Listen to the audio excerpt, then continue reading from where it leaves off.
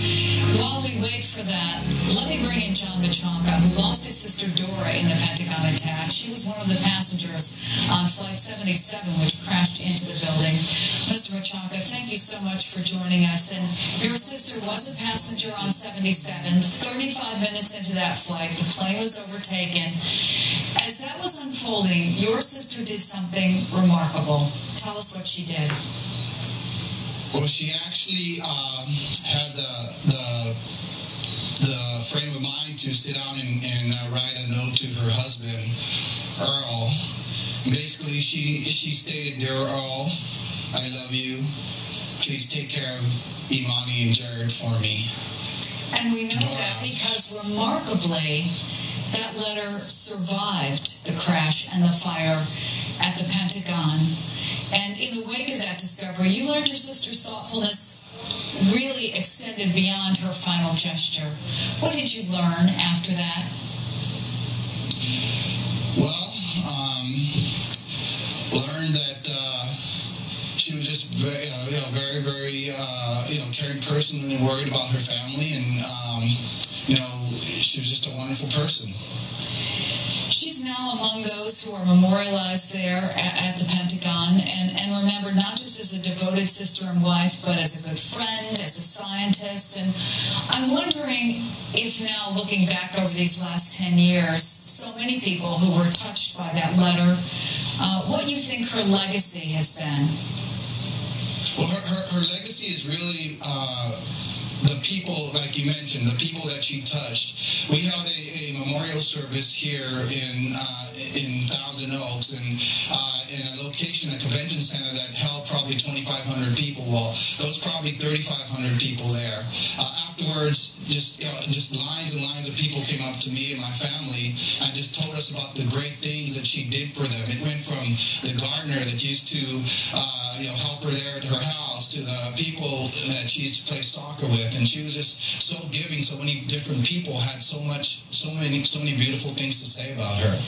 Does it ever cease to amaze you the impact that it has had, that so many lives have been touched in such a positive way from such a horrible event?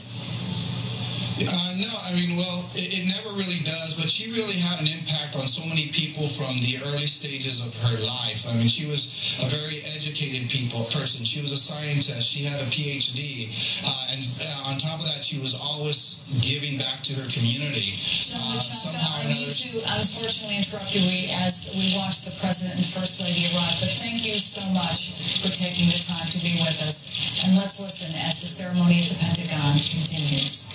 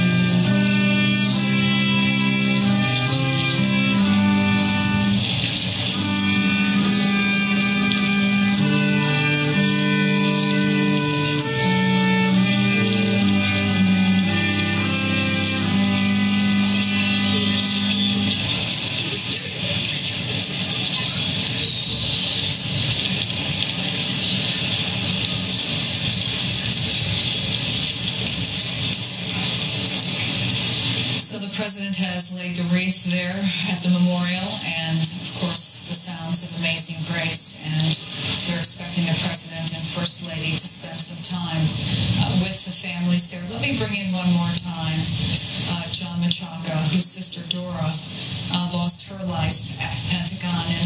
And John, I'm just wondering, as you've watched these ceremonies evolve and unfold over the weekend, and it's been 10 years, which I think for a lot of people, they can't believe it's been 10 years. What are your thoughts? You know, my thoughts is that there's really never any closure to this. I think every day, because it's in the media so much, especially around now, because it's such a public event. You know, when we first found out when we first got the bad news, you know, we were mourning along with the entire nation, the entire world. But at the same time, I think once the rest of the world maybe started to come to terms with it, we were still in severe mourning. My father just happened to fall deathly ill and passed away just a few weeks later after September 11th. So we had just two huge tragedies in the family. My mother, you know, says he died from a broken heart from learning about my sister. So I think the fact that it's such a public event that happened makes it very difficult, and maybe we don't want to put it behind us. Maybe we want to keep on remembering those that perished, and I think that's exactly probably why we need these memorial services. Well, I can tell you, still all around New York, you see the stickers that say, "We will never forget." And as John, we're watching the President and First Lady speaking to some family members there at the Pentagon. If you came face to face with the President right now, what would you say to him? Now, I would say to him, thank you, and thank you for continuing to be a strong leader. Thank you for taking care of the country. You know, the situation with Bin Laden.